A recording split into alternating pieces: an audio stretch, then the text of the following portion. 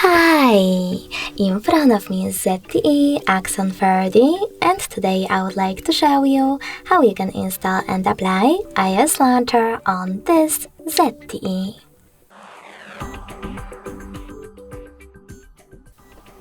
Begin with opening Play Store and clicking on the search bar. Now you need to install iOS Launcher app from this developer, and when it's ready, open it.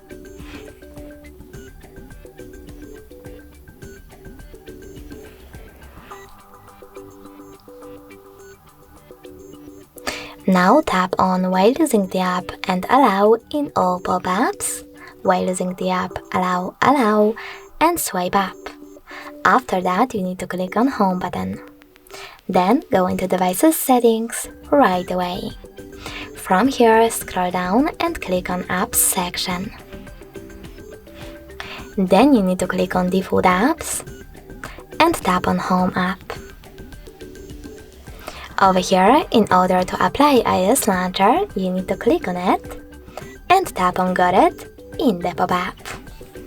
As you can see, Apple layout was applied successfully on my ZTE.